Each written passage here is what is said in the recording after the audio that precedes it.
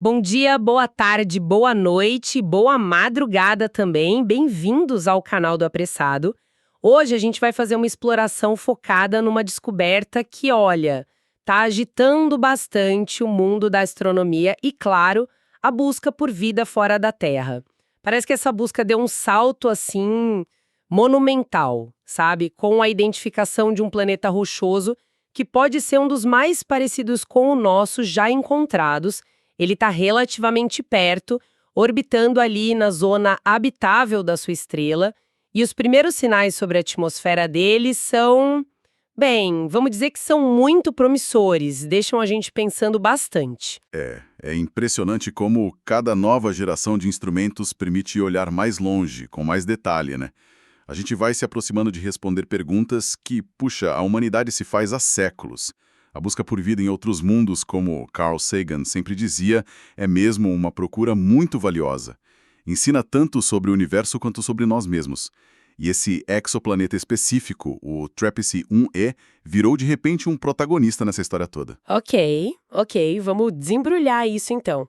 Para começar, onde é que fica exatamente esse candidato tão comentado?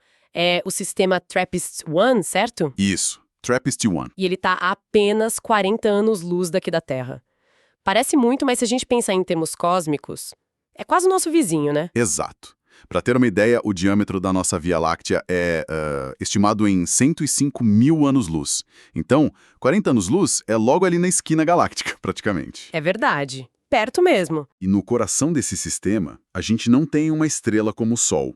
Tem uma anã vermelha, a TRAPPIST-1. Elas são bem menores, mais frias, menos luminosas. Mas o que torna esse sistema realmente especial é que, orbitando essa estrelinha, já confirmaram 7 planetas rochosos. 7. Todos com tamanho parecido com o da Terra ou um pouco menores. 7 planetas rochosos. Nossa, isso já é incrível por si só. Sim. E o mais interessante, desses 7, pelo menos 3 orbitam dentro da chamada zona habitável da estrela. Zona habitável. A gente sempre ouve falar disso. É basicamente aquela região em volta da estrela onde as condições de temperatura não são extremas, nem muito quentes, nem congelantes. É a faixa onde a água, se tiver água lá, poderia ficar líquida na superfície, certo? Algo que a gente considera, essencial para a vida como a conhecemos. Meio cachinhos dourados, né? Nem muito quente, nem muito frio. Precisamente. É a distância orbital ideal para a energia que vem da estrela permitir temperaturas que mantenham a água líquida. A vida na Terra, que a gente conhece, depende fundamentalmente disso. No nosso sistema solar, por exemplo, essa zona vai, grosso modo, da órbita de Vênus até um pouco depois de Marte. Mas, como você bem disse, estar na zona não é garantia de nada. É verdade. Vênus está ali na borda, e é um forno. Marte está na outra borda e é um deserto gelado.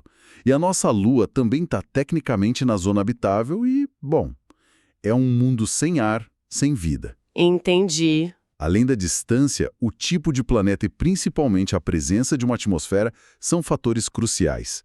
E a zona habitável de uma anã vermelha como a TRAPPIST-1 é diferente da do nosso Sol. É bem mais perto da estrela porque ela é mais fria, né? Faz sentido. E nesse sistema já tão cheio de coisa interessante, com vários planetas na zona certa, as atenções agora se voltaram para um deles, TRAPPIST-1e. Além de estar nesse lugar privilegiado, o que mais ele tem de especial? A gente sabe que o tamanho é bem parecido com o da Terra, né? Tipo 91% do raio. E a massa também, uns 77% da nossa. Isso indica que é rochoso. Mas a grande virada, o que realmente botou o TRAPPIST-1e nos holofotes, veio das observações do telescópio espacial James Webb, o JWST. Aí a coisa ficou realmente interessante. Sim. O James Webb está mudando o jogo para estudar exoplanetas, especialmente as atmosferas. A técnica que usaram para o TRAPPIST-1e é a espectroscopia de transmissão. Basicamente, os astrônomos esperam o planeta passar na frente da estrela dele, é o trânsito. Uhum. Durante esse trânsito, uma fraçãozinha da luz da estrela passa pela borda da atmosfera do planeta, se ele tiver uma, claro, antes de chegar aqui para a gente. O James Webb consegue analisar essa luz que foi filtrada e identificar as assinaturas químicas dos gases ali. porque cada gás absorve a luz de um jeito específico, em comprimentos de onda certos. Que incrível! Analisar a composição de algo tão longe só pela luz que passa por ele? E o que essa análise inicial da luz filtrada pelo TRAPPIST-1e revelou? Foi aí que veio a surpresa. Exato. Os dados preliminares, baseados em algumas poucas observações de trânsito, sugerem algo bem notável. A presença de uma atmosfera substancial. Uma atmosfera de verdade. E mais do que isso, os indícios apontam para uma atmosfera que talvez não seja dominada por dióxido de carbono como a de Vênus ou a de Marte antigamente. Pelo contrário, os modelos que se encaixam melhor nos dados sugerem uma atmosfera que poderia ser rica em nitrogênio, talvez com quantidades menores de outros gases, tipo dióxido de carbono e metano. Nitrogênio. Isso faz a gente pensar na Terra na hora. Nossa atmosfera é quase 80% nitrogênio. Por que encontrar uma possível atmosfera rica em nitrogênio lá seria tão importante assim? Qual o impacto? É potencialmente transformador. Uma atmosfera densa, ainda mais rica em nitrogênio, tem papéis cruciais para a habitabilidade. Primeiro, funciona como um cobertor, sabe? Ajuda a regular a temperatura, distribuir o calor, evitar que um lado fique fervendo e o outro congelando. Isso é super importante para planetas que orbitam anãs vermelhas e podem ter rotação sincronizada, sempre com a mesma cara virada para a estrela. Entendi. Tipo a Lua com a Terra? Exato. Segundo, e talvez o mais fundamental, uma atmosfera densa exerce pressão na superfície. Sem pressão atmosférica suficiente, a água líquida não consegue existir de forma estável. Ela ferve e evapora para o espaço, ou congela. Uma atmosfera de nitrogênio como a nossa fornece essa pressão essencial. Torna possível ter rios, lagos, quem sabe até oceanos. E ainda protege a superfície da radiação espacial e de micrometeoritos. Nossa, entendi. Então não é só ser parecida com a Terra, é criar as condições físicas básicas para água líquida, que é o que a gente sempre busca, né? Isso afasta aqueles cenários mais extremos, tipo Vênus com aquela atmosfera horrível de CO2, ou Marte com quase nada de atmosfera hoje. Exatamente. Os dados do Webb, mesmo sendo preliminares, parecem descartar uma atmosfera dominada por hidrogênio e hélio, que seria uma atmosfera primordial, que planetas rochosos normalmente perdem. E também não encaixam bem com um cenário tipo Vênus. Isso abre a porta para algo mais parecido com a Terra, ou talvez Titã, a lua de Saturno, que também tem uma atmosfera densa de nitrogênio, apesar de ser muito fria. E tem também a possibilidade intrigante de ser uma atmosfera secundária. Atmosfera secundária, o que é isso? Geralmente por processos geológicos. Tipo, a atividade vulcânica intensa pode liberar muitos gases presos dentro do planeta, nitrogênio, dióxido de carbono, vapor d'água, e formar uma nova atmosfera com o tempo. A nossa própria atmosfera da Terra é considerada secundária. Ah, que interessante. Encontrar uma atmosfera secundária em TRAPPIST-1e seria um sinal forte de que o planeta é geologicamente ativo. E isso também é visto como algo bom para a habitabilidade a longo prazo. Isso adiciona mais uma camada de potencial, mas imagino que não seja tudo certo ainda, né? Sempre tem os desafios. Ouvi dizer que essas estrelas anãs vermelhas, como a TRAPPIST-1, podem ser meio hostis para os planetas delas. De fato, esse é um ponto crucial, um debate grande na comunidade científica. Anãs vermelhas são famosas pela atividade magnética intensa, bem mais que o Sol, principalmente quando são jovens. Elas podem ter erupções estelares muito fortes, lançando radiação de alta energia, raio-x, UV extremo e partículas carregadas no espaço. E isso é ruim para os planetas perto? Muito ruim. Para planetas que orbitam bem pertinho, como é o caso dos que estão na zona habitável de uma anã vermelha, essas erupções poderiam, teoricamente, erodir ou varrer completamente as atmosferas ao longo de bilhões de anos. Isso sempre gerou dúvidas se esses planetas poderiam mesmo reter a atmosfera e ser habitáveis. Então, como o TRAPPIST-1e poderia ter mantido uma atmosfera se a estrela dele é tão nervosa? Olha, existem algumas possibilidades. Primeiro, a intensidade das erupções varia de estrela para estrela. Talvez a Terra-Paz 1 seja relativamente mais calma agora, ou tenha sido no passado recente. Não sabemos ao certo. Segundo, a própria atmosfera. Se for densa o suficiente e se o planeta tiver um campo magnético próprio, que a gente também não sabe, poderia dar alguma proteção. Um escudo magnético tipo da Terra. Isso. Terceiro, a posição do Terra-Paz 1e. Embora esteja na zona habitável, ele está um pouquinho mais para fora do que alguns dos irmãos dele no mesmo sistema. Talvez essa distância um pouquinho maior já dê uma vantagem para reter a atmosfera. Mas é fundamental reforçar. São dados preliminares. O estudo que gerou esses resultados, liderado pelo Ryan McDonald, lá da Universidade de St. Andrews, foi baseado na análise de só 4 trânsitos observados pelo Webb. 4. Só 4. É pouco, né? É um começo. A própria equipe estima que precisa de pelo menos mais umas 15 observações de trânsitos, talvez mais, para diminuir as incertezas estatísticas e ter uma confiança bem maior nos resultados, para ter certeza que o sinal é real e que a interpretação da composição está correta. Compreensível. É o rigor científico em ação. Uma descoberta super empolgante, claro, mas que precisa de mais tempo de telescópio, mais dados, mais análise antes de bater o martelo. E esse processo de confirmação pode levar um tempo, talvez até 2026, por aí, dependendo da agenda do James Webb e tudo mais. Exato. A ciência funciona assim, com passos cuidadosos, verificação, reverificação. Mas só o fato da gente ter a capacidade de fazer esse tipo de medição em um planeta tão distante já é, nossa, um feito tecnológico extraordinário. Pessoal, se estiverem gostando dessa exploração aqui pelas fronteiras do conhecimento sobre exoplanetas, por favor, compartilhem o canal e deem o like. Ajuda muito a gente a continuar trazendo essas discussões. E pensando mais para frente, se as observações futuras confirmarem mesmo essa atmosfera rica em nitrogênio, qual seria o próximo passo? O que a gente buscaria depois? Aí o foco seria tentar caracterizar melhor os outros componentes, especialmente os gases de efeito estufa, como o dióxido de carbono e o metano. Os indícios deles ainda são bem tênues.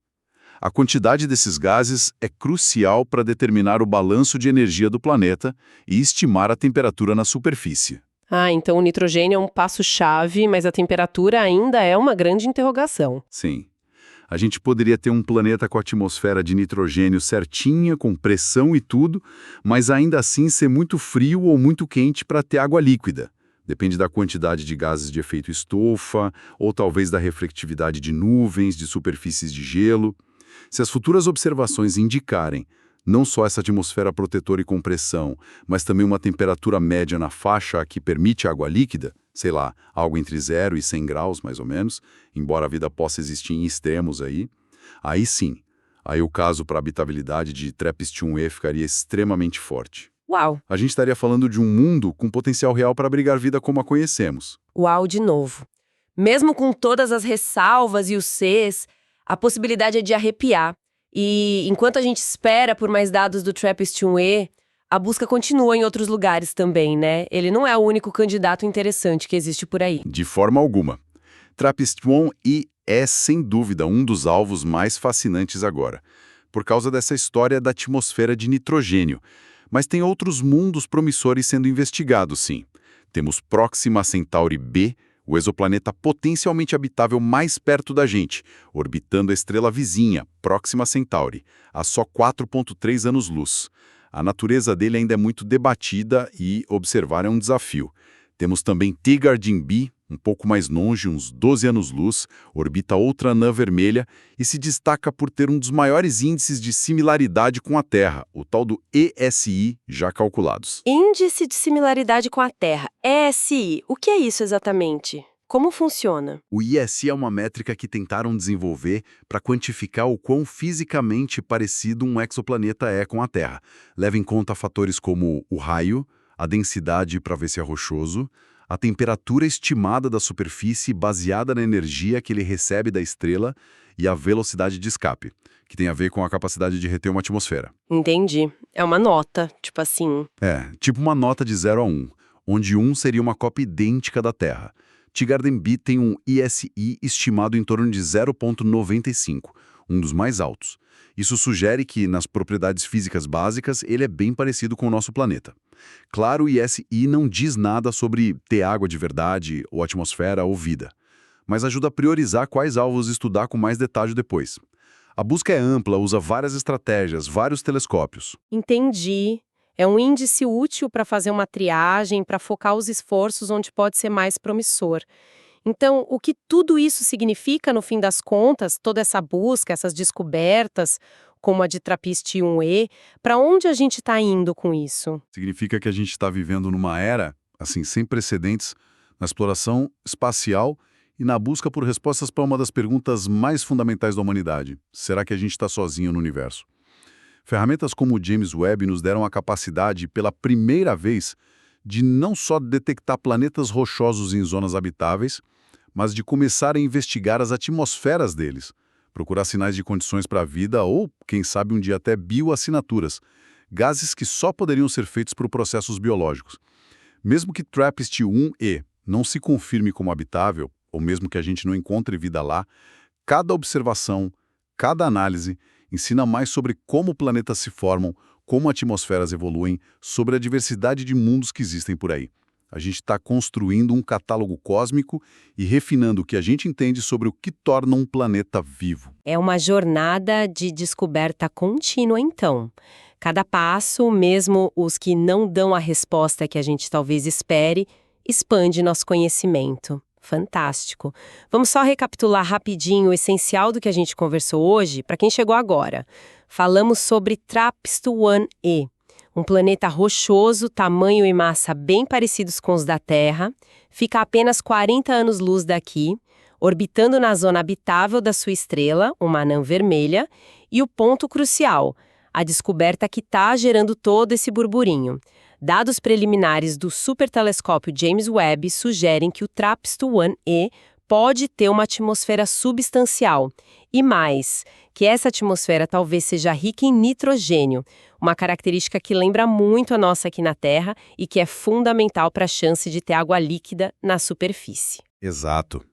E embora a gente precise de mais observações para confirmar esses resultados, essa possibilidade já coloca TRAPPIST-1E como um dos alvos de maior prioridade para a astrobiologia nos próximos anos. Isso reforça a ideia de que mundos potencialmente habitáveis podem ser comuns na Via Láctea, talvez até aqui na nossa vizinhança cósmica. Essa busca nos impulsiona a desenvolver tecnologias ainda mais avançadas e expande nossa perspectiva sobre o lugar da Terra e da vida no cosmos. Até onde a gente sabe, a vida só surgiu aqui, né? Mas a imensidão do universo e descobertas como esta nos convidam a continuar procurando, sempre. A busca continua, incansável. E fica a pergunta no ar que talvez um dia a gente possa responder. Para quem nos ouve, fica a reflexão. E você? O que acha da possibilidade de TRAPPIST-1E ser habitável e talvez abrigar vida? Dê sua opinião nos comentários.